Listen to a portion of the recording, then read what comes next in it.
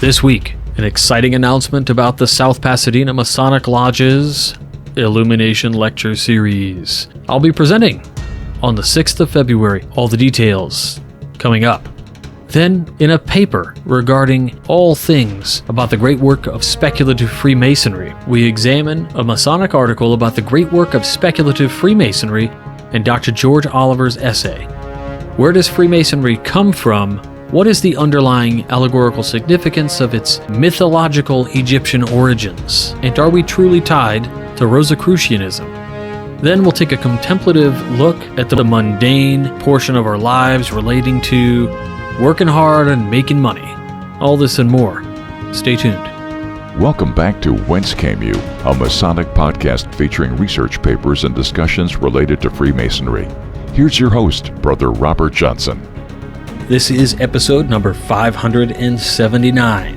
As always, we want to go ahead and celebrate our contributors, fellows, producers, and legacy partners for making this show possible.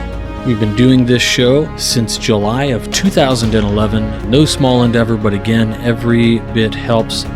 And there are some contributors out there who have just made a world of difference, whether you decide to support us on a monthly basis or even if you just do a one-time gift. All of that is really appreciated and it helps us get everything done. If you want to learn more about how you can support the show, head on over to wcypodcast.com, click on support the show. You can also check out the shop as well as the bookstore, which contains Amazon affiliate links to books, which include my personal recommended reading and listening lists, books by those who have been on the show, and even recommendations from some of our guests. As far as presentations, well, here we are. On the 31st of the month of January, I'll be at Alvin A. Crump, Allied Masonic Degrees, just having some fellowship, and I'll be talking a little bit about Masonic Week, which answering questions and things of that nature related to the Allied Masonic Degrees.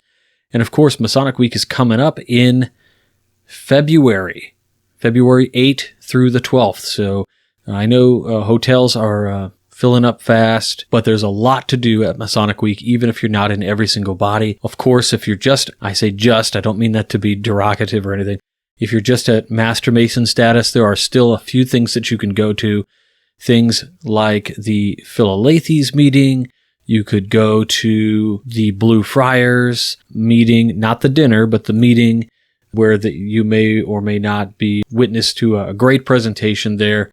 I just don't know if they're doing a presentation, but there's a lot to do. And then just before that, though, we've got a big announcement. And so this announcement is, I guess, 10 years in the making. So Brother Dago Rodriguez of the South Pasadena Masonic Lodge. South Pasadena Masonic Lodge has been doing something called their Illumination Lecture Series, and they've been doing it for 10 years. And just recently, he posted within the South Pasadena Masonic Family Facebook group, and he wrote, 10 years ago, we began our simple talks at Lodge to understand our craft better.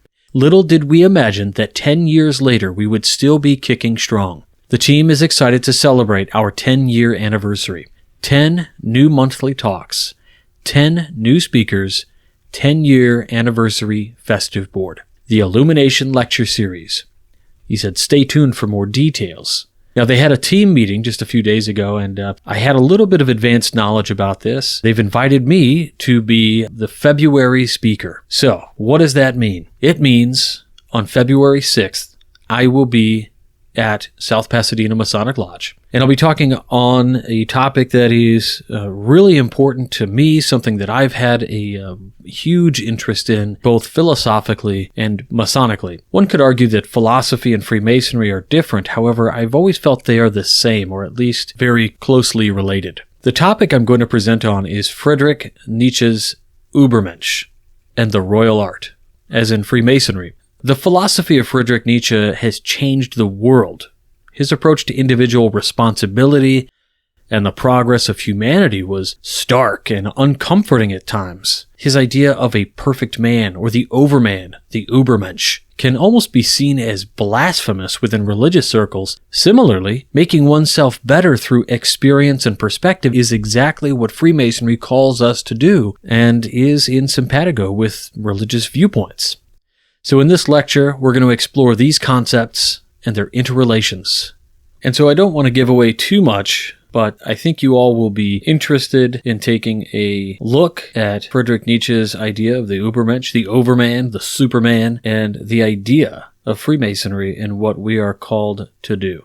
So I invite you to come to South Pasadena Masonic Lodge on February 6th, 2023 for the Illumination Lecture Series. Details I will post on our website under the presentation schedule, but I know you'll see them and I'll share them as well on Facebook and Instagram and all of those things. So thanks again, and a huge thanks goes out to SPML for inviting me out to kick off their 10-year Illumination Lecture Series. Now, before we dive into the education for this week, this weekend, Grand Lodge of Texas kicked off their annual communications. Annual communications is a wonderful time. It's always amazing. It's great. I love it. But it also comes with baggage sometimes that is either pro or con and can raise tempers, and it could also bring people together. And just an hour before recording this podcast, our good friend Robert William Marshall, who has, of course, come out to Double Eagle Con, was a premier speaker at Kansas Masonicon. You know him from the Historical Light podcast, founded by Brother Alex Powers. So Robert William Marshall always has some great insights, and he just put up a big PSA, big block image, said PSA, public service announcement, and he says, "This is a general statement with no opinion expressed on the particulars of yesterday's activity. If you really know me, you already know my opinion anyway. However, I've been contacted by dozens of guys asking what happened yesterday because they left before installation. Every year, an enormous portion of the Grand West leaves before Grand Lodge is over. You hear reasoning like, installation is boring, or the session lasts too long. I totally understand. And by the third day of activities, we're all tired. Heck, there have been years I didn't get to sleep for 3 straight days because we were prepping food or doing other hosting services all day and night. I know it's a long and tiring event. That said, if nothing else, let this year be an ever-present reminder that if you're selected as a representative of your lodge to attend Grand Lodge, please, please, please, do not get up and walk out of that session until the absolute last gavel sounds. We need every representative of Texas Masonry to represent Texas Masonry for the entire meeting every year. Make plans to stay through Saturday night if necessary. If you need help to offset costs or make such plans, feel free to hit me up and I will break my back to help you, whoever you are and however you feel about the issues of the day. You can sleep in my own bed if there's no hotels, Airbnbs, couches, or cabins left in the city. I'm not admonishing or shaming anyone who left. It has been happening a long, long time. It's a tradition at this point. Not all traditions should continue forever. Please do not put yourself or your lodge in a position of wondering what happened at Grand Lodge. Let's make it a collective goal for all of us. Represent your Grand Lodge until Grand Lodge is over. I thought about this, and I'm not sure. I don't know what happened. Robert and I are fairly close. We're great friends. We've got chats going all the time. We see eye to eye on a lot of stuff, but I can only guess at what happened. That being said, I observe the same thing happening in Grand Lodge of Illinois.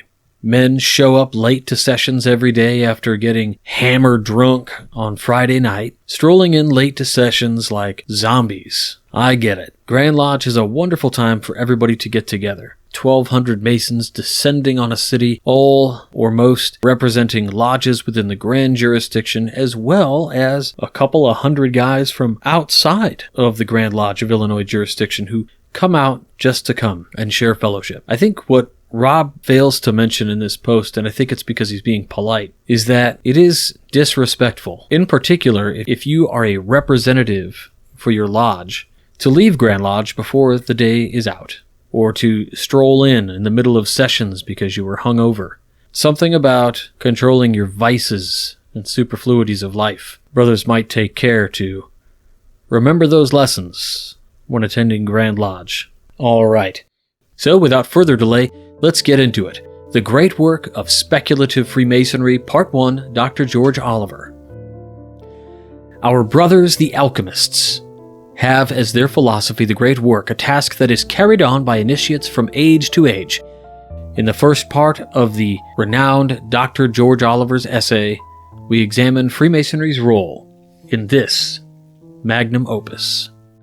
Throughout the ages, the spiritual doctrine, which is concealed within the architectural phraseology of our modern craft system, has undergone the influence of many different traditions of the ancient wisdom.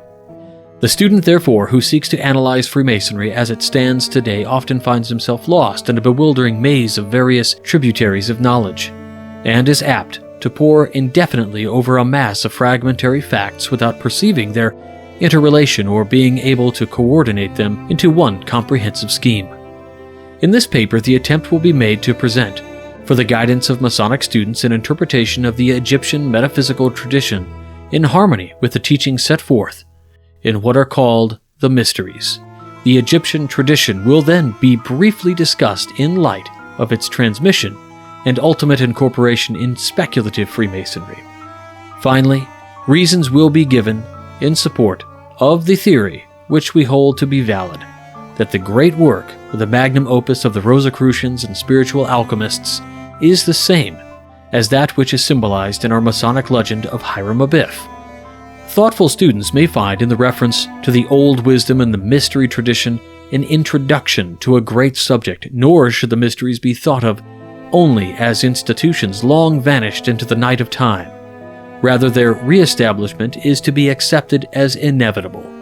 In years to come, a wiser generation will restore the sacred rites which are indispensable to the spiritual, intellectual, and social security of the race. Meanwhile, preserving the witness, Freemasonry keeps burning the light of the perpetual mysteries in a dark age. If, in comparison with former witnesses, Freemasonry is but a glimmering ray rather than a powerful beam of light, it is none the less a true ray, a kindly light, lit from the world's central altar flame, and sufficient at least to lead some aspirants on amid the encircling gloom until the existing quote-unquote state of darkness is dispelled by the dawn of a new era.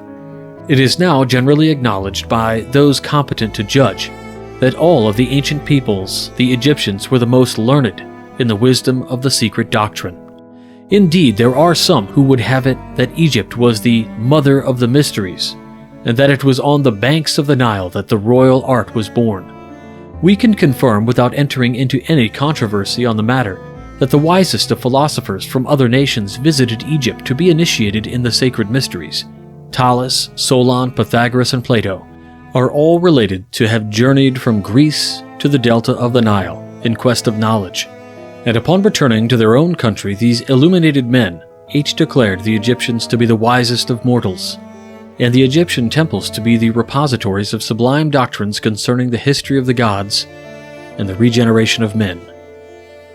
To the earliest period of Egyptian metaphysical speculation belongs the fable of Isis and Osiris, and we find that the myth of the dying god recurs in many of the great world religions. Also, it is an established fact that the life, death, and resurrection of the immortal have become the prototype for numerous other doctrines of human regeneration. The fable, as it has descended to us in the account given by Plutarch, the celebrated Greek biographer, has not been much amplified by modern research, nor has any new key been found to unlock this sublime drama, which may well be termed the passion play of Egypt. Plutarch himself, however, says that the mystic symbols are well known to us who belong to the Brotherhood, and this intimation suggests that the interpretation of the myth, as it is given by him in his Isis and Osiris, will reveal its hidden meaning to students who are already familiar with the principles of the doctrine. Moreover, a perusal of the introductory remarks made by Plutarch discloses that these are of special significance, for if he, by any word or symbol, reveals even a small part of the sacred mystery to the uninitiated, we may fairly claim that such revelation is to be found in the following excerpt from the text of his work. Isis, according to the Greek interpretation of the word, signifies knowledge, as does the name of her professed adversary Typhon, signifying insolence and pride, a name therefore extremely well adapted to one who, full of ignorance and error, tears in pieces and conceals that holy doctrine, which the goddess collects, compiles and delivers to those who aspire after the most perfect participation of the divine nature. We have in this passage a clear indication that Osiris is to be regarded as the personification of an order of learning, because Plutarch identifies him beyond question with the quote-unquote holy doctrine, or in other words, the mystery tradition.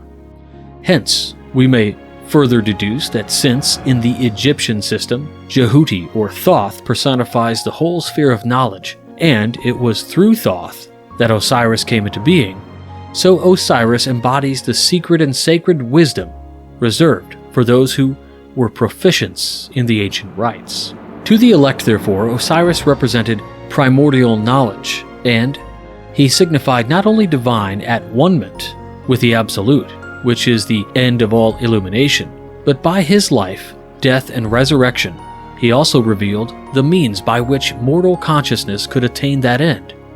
Stated alternatively, the personality of Osiris typifies the institution erected by the ancients in order to perpetuate the deathless truths of the soul. We will next examine the Egyptian historical tradition. According to this, Osiris is the first of the 5 children of the goddess Nut.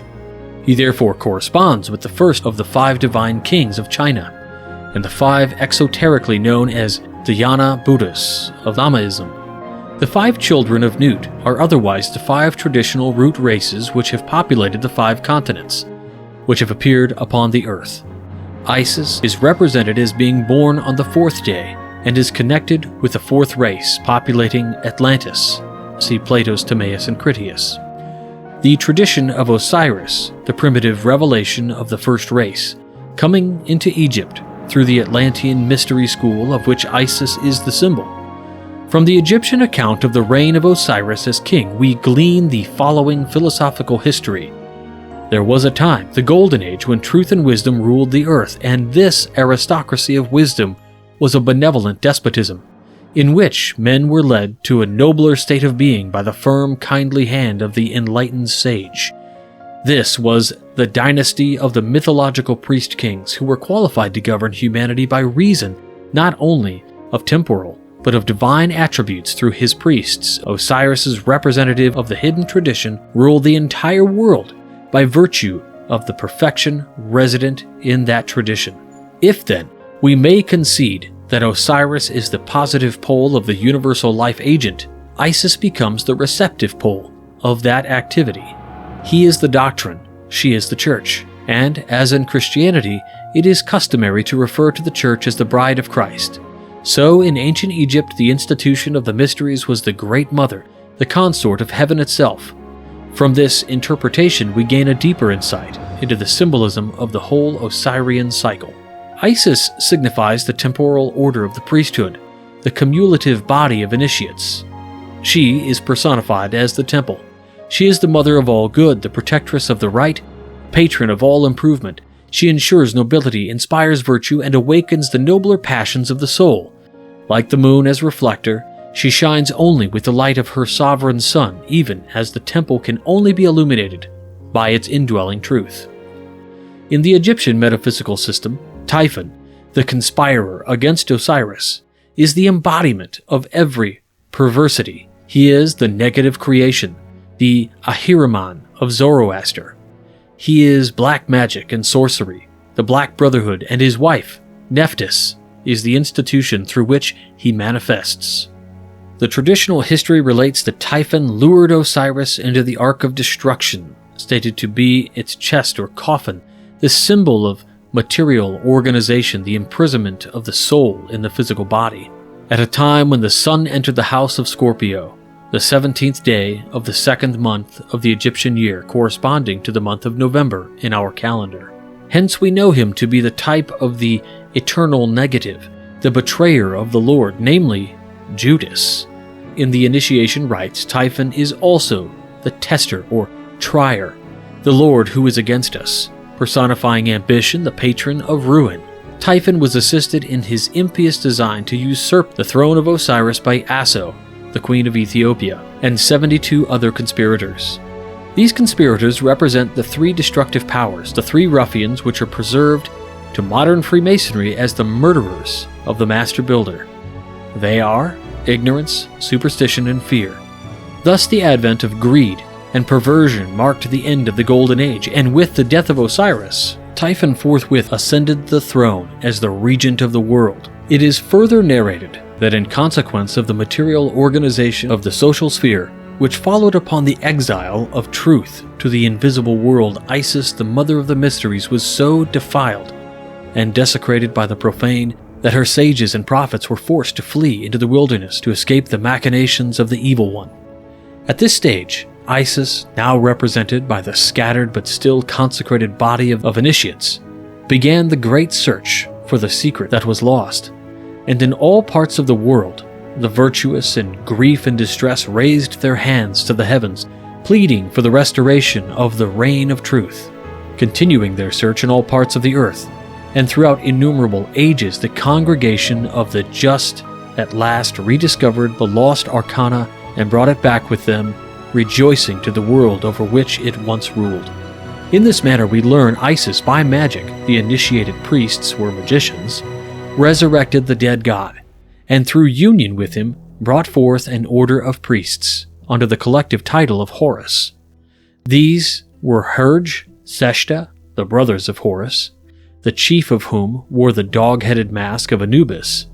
Anubis was the son of Osiris by Nephthys, the material world, and represents the divine man, or the mortal being, who rose to enlightenment. Ambition, however, personified by Typhon, knowing that temporal power must die if divine power in the form of truth became re-established in the world, put forth all its might to again scatter the doctrine, and this time so thoroughly that it should never again be rediscovered. If, as Plutarch has suggested, Typhon in one of his manifestations represents the sea, then it would appear that the second destruction of Osiris may refer to the Atlantean deluge, alluded to in the dialogues of Plato, by which the doctrine was swallowed up or lost, and its fragments scattered among the existing civilizations of that time. According to the narrative, the body of Osiris, the secret doctrine, was now divided into 14 parts and distributed among the parts of the world. That is, it was scattered through the 7 divine and 7 infernal spheres, the lokas and talas of the Indian tradition, or by different symbolism through the 7 worlds which are without and the 7 worlds which are within. The parts of Osiris were now scattered so hopelessly that Typhon felt his authority to be secure at last. But wisdom is not so easily to be cheated, and in due time, we are informed Isis succeeded in recovering all the parts except one, the phallus, which had been thrown into the river and devoured by 3 fish. Failing to recover the phallus, Isis is said to have substituted a golden replica for the missing organ. In our interpretation of this symbolism, we must infer that mankind itself is represented by the fish, the phallus being the symbol of the vital and important principle, and so used in Egyptian hieroglyphics. The phallus therefore denotes the lost word, the threefold generative power, and the golden replica of Egypt, which was rendered alive by magic, is the equivalent of the 3-lettered word of our modern Freemasonry concealed in the Royal Arch degree under the letters AUM. It should here be noted that in the Egyptian rites, Isis, by modeling and reproducing the missing member of Osiris, gives the body the appearance of completeness, but the life power is not there. Recourse is therefore had to magic, and the golden phallus is brought to life by means of the secret processes rescued from the lost Book of Thoth. The allusion is to the restoration of divine power through the regeneration of man himself and the initiation process. Isis was the patroness of the magical arts among the Egyptians, but the use to which magic should be put is clearly shown in the Osirian cycle, where Isis applies the most potent of her charms and invocations to accomplish the resurrection of Osiris. In other words, the magical power is used solely for the purpose of the redemption of the human soul. Masonic students are recommended to study carefully such magical practices as evidenced in the various types of dramatic initiatory ritual. To quote the eminent psychologist Dr. Jung from his commentary to The Secret of the Golden Flower, quote, "Magical practices are the projections of psychic events, which in cases like these exert a counter-influence on the soul and act like a kind of enchantment of one's own personality. That is to say, by means of these concrete performances, the attention, or better said, the interest, is brought back to an inner sacred domain, which is the source and goal of the soul. The inner domain contains the unity of life and consciousness, which, though once possessed, has been lost and must now be found again." End quote. In the Egyptian rites, Horus is the savior, avenger, son of Isis, conceived by magic, the ritual, after the brutal murder of Osiris. Hence, he is the posthumous redeemer.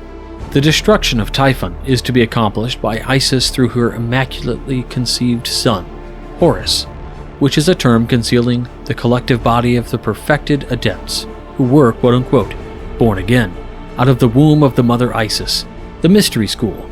We can apply this analogy to our great modern system of initiation, which has certainly perpetuated the outer form of the ancient rites. Freemasonry as an institution, in this sense, the modern Isis, the mother of the mysteries, from whose dark womb the initiates are born in the mystery of the second or philosophic birth. Similarly, all Masonic adepts, Master Masons, are, by virtue of their participation in the rites, figuratively speaking, sons of the widow. They are offspring of the institution widowed by the loss of the living word, and theirs is the eternal quest they discover by becoming.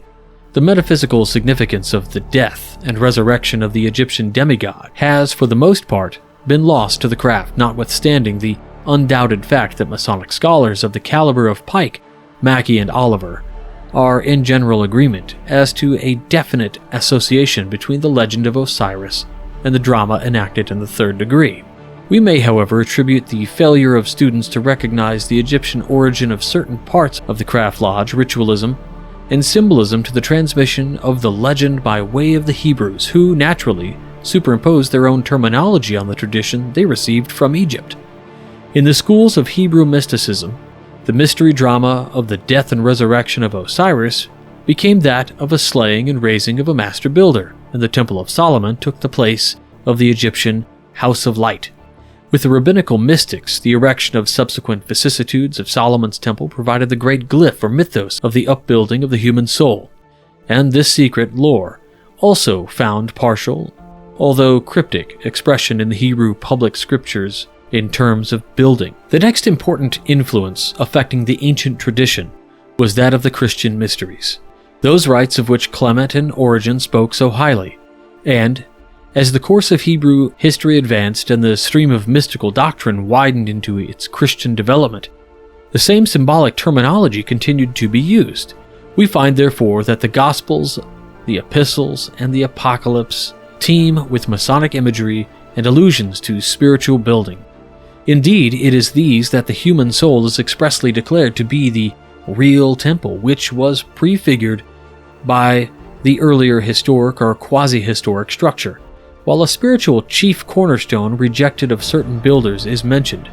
Saint Ignatius, one of the known pupils of St. John, is to be found expounding the teachings of the mysteries in the following purely Masonic terms. Quote, "Forasmuch as ye are stones of a temple, which were prepared beforehand for a building of God the Father, being hoisted up to the heights by the working tool of Jesus Christ, which is the cross, and using for a rope the Holy Spirit, your faith, being a windlass, and love the way leading up to God.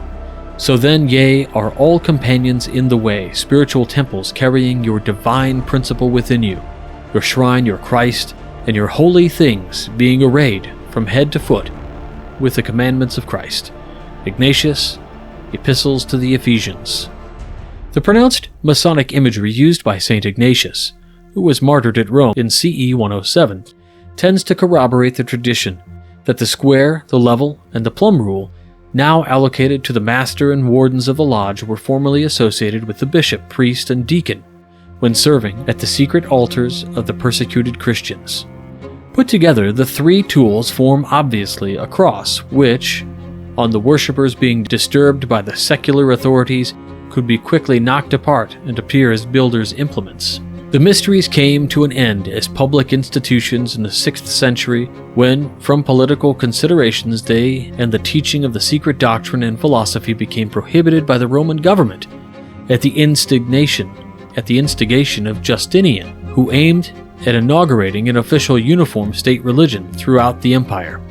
Since the suppression of the mysteries, however, their tradition and teaching have been continued under various concealments, and to that continuation our modern Masonic system is due. To the early Middle Ages, the inner Christian tradition appeared again in the Knights Templars and the mysteries of the Holy Grail, and it is significant that these henceforth become associated with speculative Freemasonry. But the most profound influence which went to make Freemasonry what it is today was that of the mysterious Order of the Rosy Cross. The memory of this Rosicrucian influence is preserved not only in the 18th degree of the ancient and accepted Scottish Rite, but also, and perhaps as much, in the craft degrees, especially in the 3rd degree. The exoteric history of the Rosicrucian Society commences with the year 1614.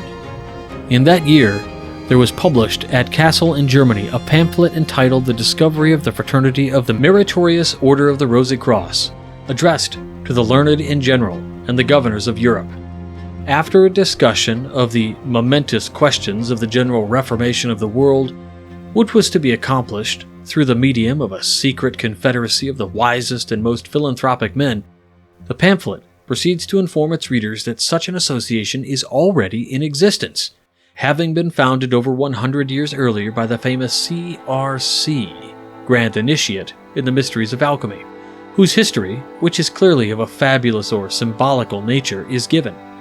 The following year, a further pamphlet, The Confession of the Rosicrucian Fraternity addressed to the learned in Europe, appeared, and in 1616, The Chemical Nuptials of Christian Rosenkreutz.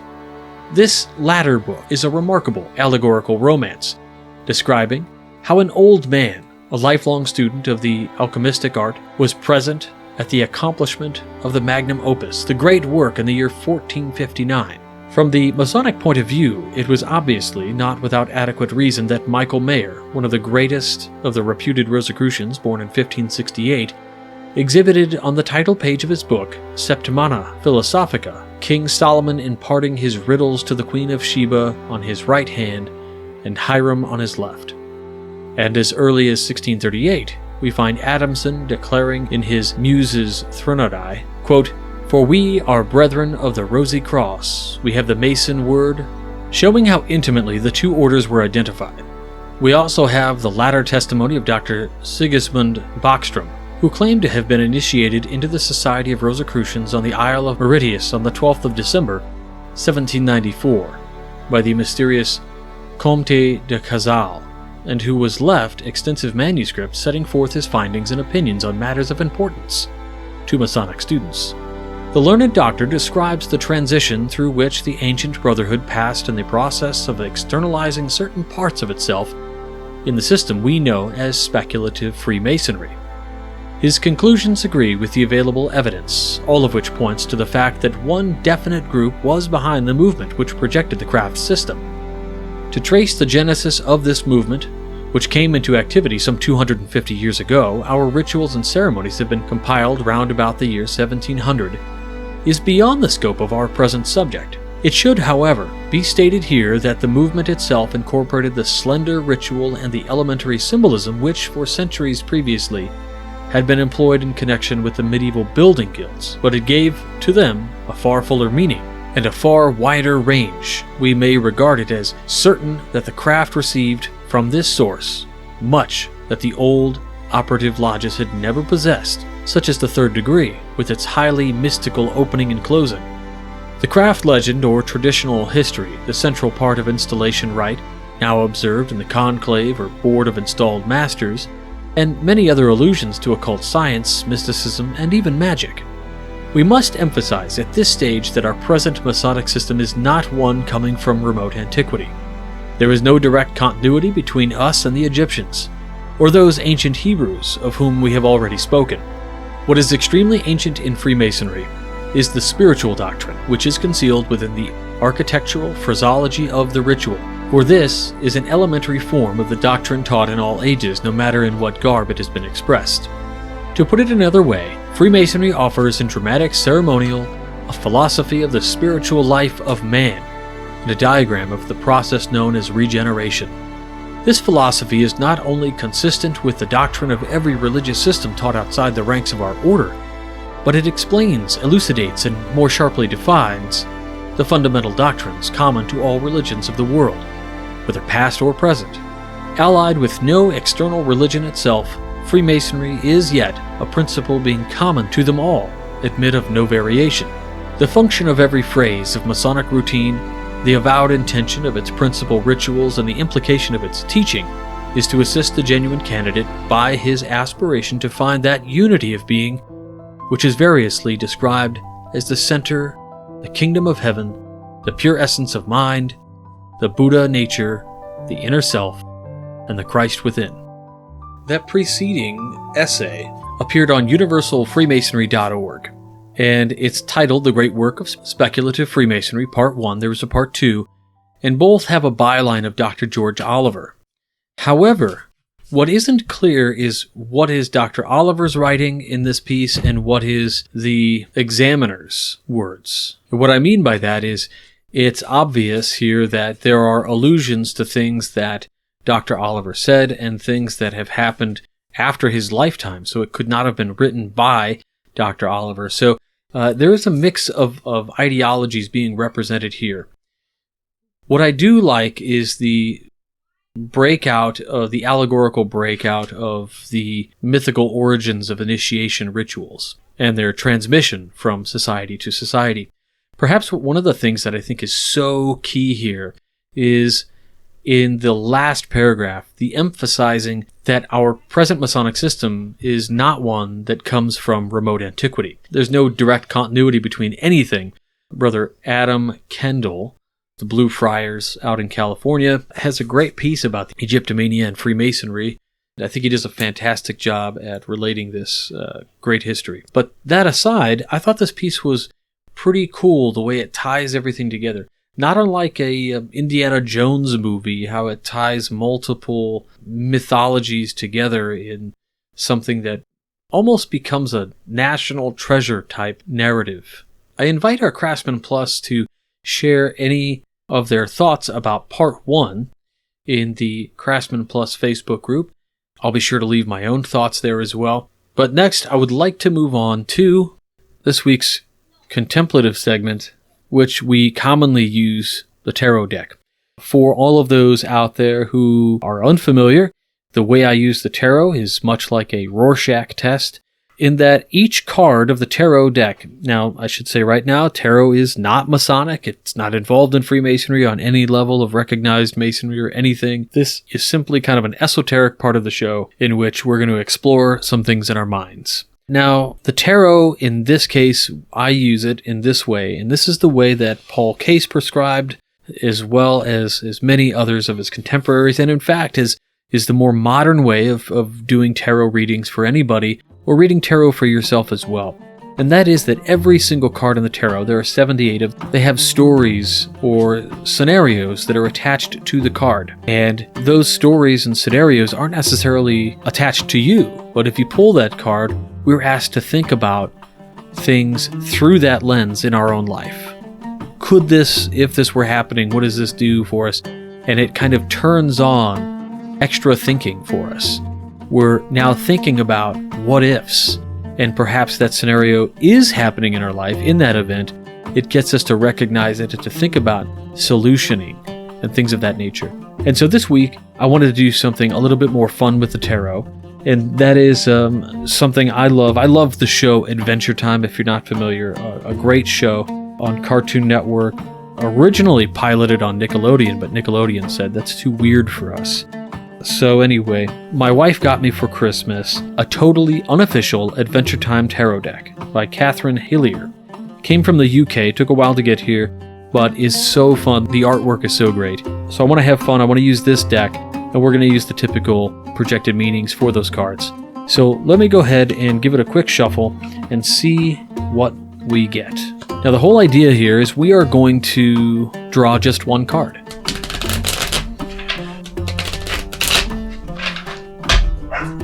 This is simply to give us something to think about this week. So I'm just going to kind of mix these up a little bit. They're stiff cards for sure, which I appreciate. They'll probably last longer this way. I don't know that I'll use them as much as I want to, because I kind of just like it as a collectible item. But once I draw the card here, I will post a picture of it on or in the Craftsman Plus Facebook group, so you guys can check that out. I'll also post a little review. I think I'll do a review of these on the Wizard of Arge TikTok channel, so you guys can see that if you're interested. But anyway, so here we go. Let's go ahead and fan these cards out. We're going to take one card. I got it. All right. And I'm going to flip it over. Ooh, we got the Knight of Coins. So first of all, the Knight of Coins, cool card. It's the Knight is actually, if you're familiar with the show Adventure Time, it's Lemon Grab, who is the Knight of Coins. I'll take a picture of that again and we'll post it. But what does the Knight of Coins teach us? Well, let's check it out. So intuitively, the Knight of Coins, we can break that into two things that we know right away. Number one, Knight of Coins is essentially the Knight of Pentacles. Coins, pentacles, money. Okay, so we've got this idea of monetary stuff, or maybe a tangible item that equates to success. And the Knight. The Knight is a worker. So this is showing somebody who is working towards success. Something I think we're all doing, right? But what else does it mean? It means hard work. It means productivity. It means you're somewhat conservative and you're in a routine. The card that comes before the Knight is the Page. The Page is like dreaming about these things. The Knight is putting them into practice. So you're now working and putting these things into practice in a rather methodical way. What this tells us is that we have a plan in place. So maybe in our Masonic world, we are going to be preparing to take the East, or we've just taken the East, and we feel confident and we've put things in motion according to our plan. The card also speaks to kind of an individual subjective manner, I guess, in that you're somebody who is a good planner, somebody who might be a person to implement things, particularly large projects. Think about work or a lodge project. Maybe you're going to paint the lodge, or a new charity event that's going to be starting up, or you need to rewrite bylaws, something along those means. You've already gone past the stage of dreaming about the goal. Now you're actually in process of doing the things necessary to complete the goal. The flip side of this is also that it could be saying it's like this, big deal kind of card. Because what is so remarkable about working and making money and working hard? Household stuff, responsibilities and obligations that you have to outside organizations. And maybe it's saying that you've got some hard work ahead of you because somebody's going to put a project on your desk and you're going to have to fulfill this successfully. And it's not something that you want to complain or, cry about. And overall, I guess the most obtuse, and I mean that in a sense of wideness, the most obtuse understanding of the card really would be that right now it's a conservative way of life for us. That while change may have happened in the past, or something's going to change in the future, right now you're just holding the ship steady. And that's okay. It speaks to being on the right path and making sure, or even affirming, that this is okay right now. The card says, if you're tired of it, doesn't matter, keep going, you'll see success, right? And that comes in the next couple of cards. The Queen of Pentacles or coins, and then the King of Pentacles or coins, right? So keep on keeping on, TCBing, as the quote-unquote king would have said. That's it for this week. I want to thank the producers, fellows, contributors, and legacy partners one more time of the podcast. If you're curious on how you can help support the WCY podcast, head on over to WCYpodcast.com, click on support the show, and check out the various options that you can utilize to assist the show. Next week on the show, we're going to read part 2 of the great work of speculative Freemasonry. It is a little bit shorter, but not by much. And then we will also do a little thing where we're going to randomly pick a letter from the alphabet and then slap our finger down on an entry in Mackey's Encyclopedia and read whatever it says. Should be kind of fun. And we'll continue with another contemplative dialogue based on tarot. That's it for this week. Again, thanks to everybody. We'll talk to you all next week. And until then, stay on the level. Oh, and to Brother Nick and Brother Brad, the whole lodge of Recovery 31, thank you. But to you two brothers specifically, I'm in your debt. You guys are awesome. Thank you so very much. And that's it. All right, for real this time. Take care. For Whence Came You, I'm Robert Johnson. You've been listening to Whence Came You, a Masonic podcast featuring research papers and discussions related to Freemasonry with your host, Brother Robert Johnson. Be sure to join us for our next edition.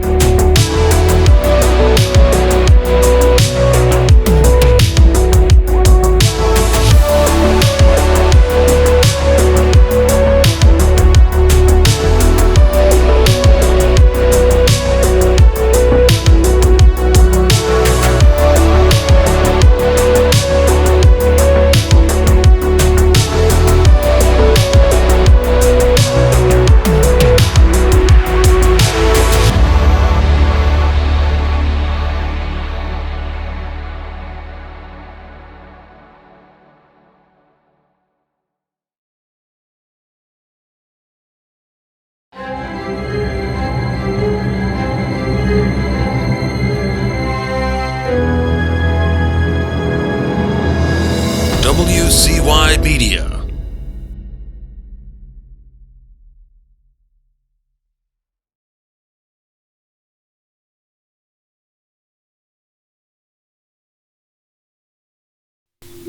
That's it.